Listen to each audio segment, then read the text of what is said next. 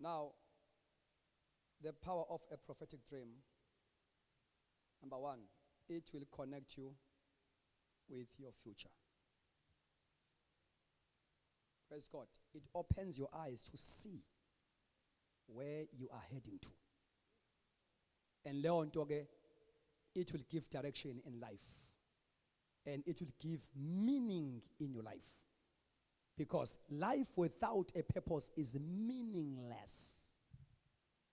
Number two, iphupho nevision will isolate you from your friends.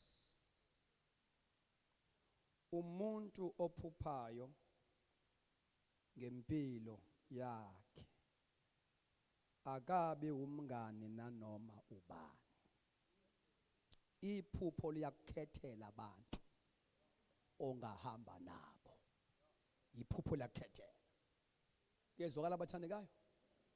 So awuzama ukwakha ama friends, but once uNkulunkulu wakhambela and you see clearly where you are heading to, you will know ukuthi obani okumele ngiassociate nabo. Because all the surroundings that you have must encourage you, alibonke igama likaJesu, to reach out to your destiny. Kukhona abangani ongaba nabo, but they are pulling you back. Because amehlo akho asavalekile up until uNkulunkulu athi open your eyes. Number 3, this prophetic dream will affect your character. It will. It will.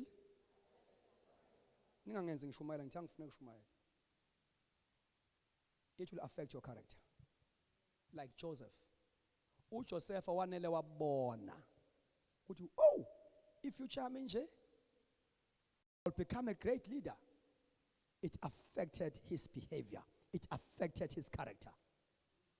Kuthe noma sefika lapha ya eGibhithe njoba sengishilo ukuthi she was tempted first by umkamuntu. Amen. But kwasho ukuthi affect umuntu, I mean utempta umuntu osebona into engcono. Bona into engcono before uSathana kubonise zakhe.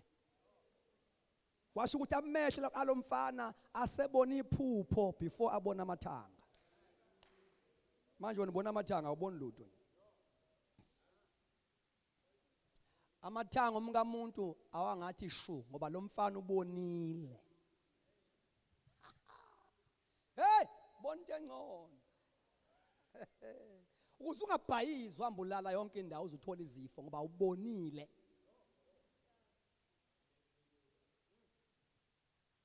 Nangiyazizwa ukuthi ngiyakhuluma. Futhi I'm not here to play games with you. I'm not here to play. That is why I intend the sound I took to, because ngifuna uzwe. Bona ungakaboni. Benze njani? Bona ungazibone. Bona ezikaThixo ungazibona ezikaSathane. Umuntu obona ezikaThixo oqala akanayo appetite noma uSathane ngaletani. Ziluze ivalue ezikaSathane. Ngoba ezikaThixo ziba valuable.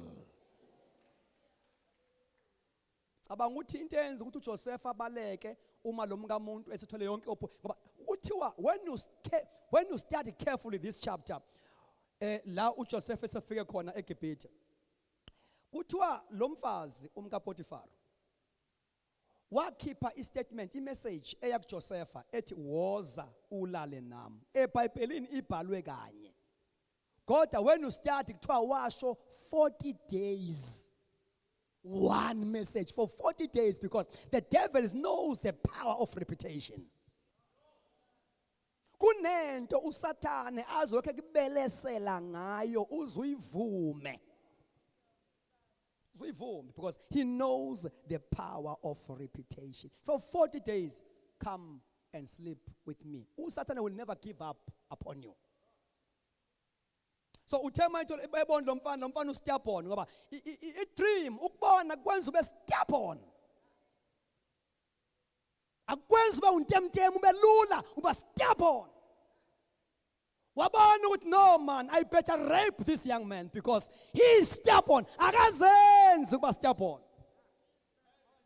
Yinto ayibona ephila phakathi kwefamily yakhe. Yamambela inkosi wabona. Glory to God. Wabona into abafowabo bangazange bayibone. Wabona umfana. Wabona into ezomenza abe stubborn. Glory to Jesus. You become stubborn phakathi euniversity. Ube stubborn ungadle ematafuleni aseBabylon. Udla imfino kuphela. Sizodla imfino nje la. Ukuze sibe much more better nabafana baseBabylon esikunye nabo kule university. Njalo masikhonza sizodla imfino. Ukuze singafani.